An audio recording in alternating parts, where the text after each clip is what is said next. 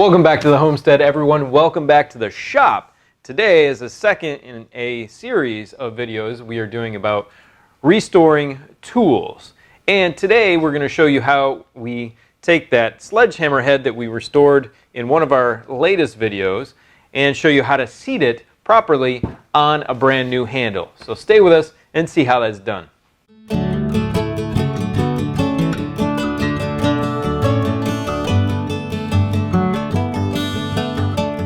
Okay, first things first. Before we show you how to seat your restored tool head, whether it be this sledgehammer head or an axe head or whatever it may be, on your new handle, we want to send you over to watch the video of how we restored this.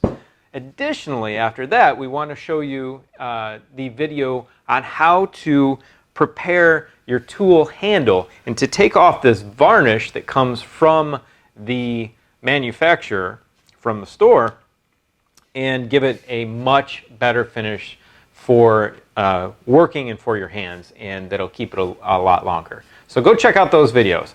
Now let's show you how to seat that on here. So the first thing we're going to do is check for fit.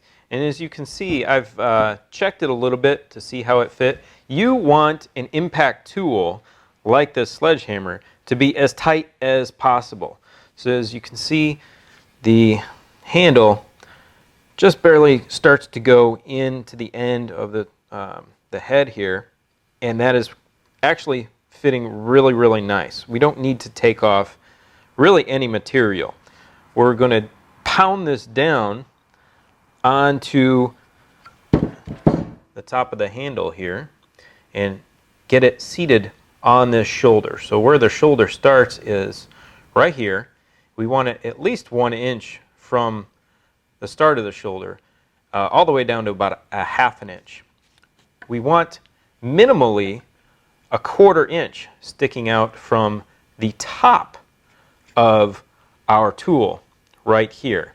So this head is perfectly actually situated for this handle here, in that we will get about a ½ inch from our shoulder, top of our shoulder, and about a ¼ inch sticking out if we can seat it all the way down to that ½ inch.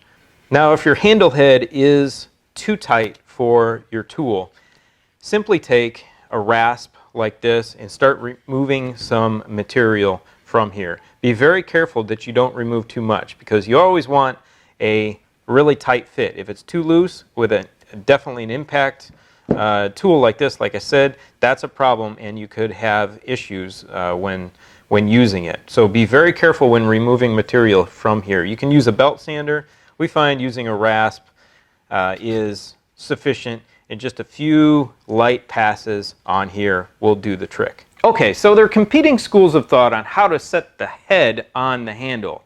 One, you insert the handle into the head itself as hard as you can so it doesn't fall off, and then you turn it upside down and strike this part. For me personally, that doesn't work. I choose to do it the other direction. So I'll seat the handle, or seat the head on the top of the handle, and simply tap it on the floor to start the handle insertion into the head.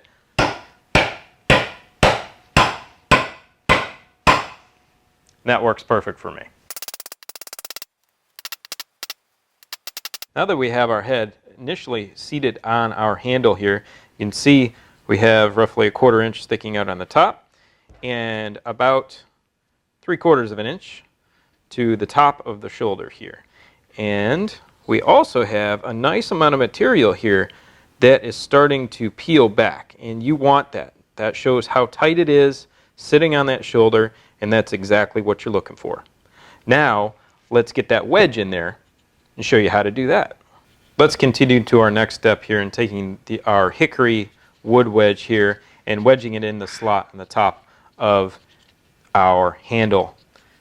What I'm going to do first actually is coat this wedge in some linseed oil. What that's going to do for me is it's going to lubricate this, and a lot of people find that it's easier, I do, to lubricate it as you're pounding it down through and into the top of your handle here. Now I could have also lubricated our top of our handle here, but it went on pretty easily.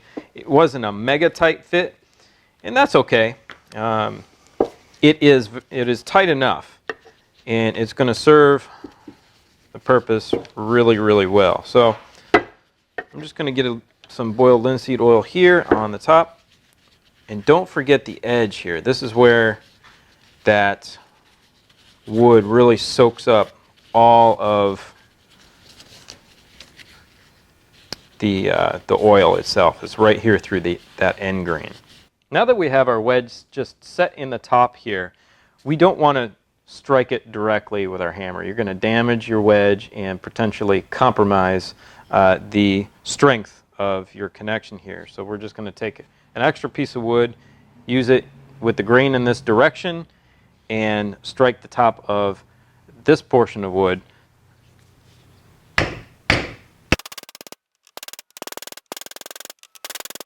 We've driven that wedge in as far as we possibly can, and you can see the edge of the wedge is really starting to deform here, and a little bit of the wood is starting to come up, and that's what you want. You want that thing to be insanely tight in there, and that's what we've achieved. Now it's time to cut this off. When we cut this off, we don't need to cut it off flush to our head here. There's no reason to dull up our saw blade. You want a fine tooth saw blade here, and we've got one of our Japanese saws, and we are going to cut that off just a little bit in front of the top of the head. Our next step is to drive one of our step wedges here across our wood wedge like so, and into the top of the handle. Now there's competing schools of thought again on whether you should use one or two wedges. I'm going to save that wedge, is actually the only one I have left, these two, and we're just going to drive one wedge. That's usually what we do, and it is plenty.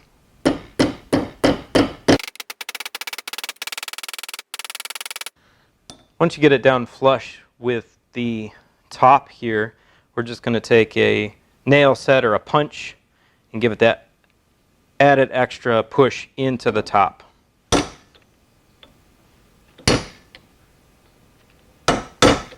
Okay, last step here, we're going to add some boiled linseed oil to the end of the handle here just to finish it off, seal it up, and moisturize that wood even more. And that's it, folks. It's really that simple to set your new handle. It might take you a few tries at the beginning, but that's no big deal. We want to also remind you to go check out our other video about refinishing tool handles, and we're going to do that after this video and take off this nasty varnish here, but we'll link that video for you. Also, go check us out on countrylivingexperience.com to check out our blog, read our blog, and check out our tool store. Don't forget to subscribe to the channel. Don't forget to like the video, and leave me any comments in the comment section below. We appreciate it. Have a great day, and we'll see you on the next video.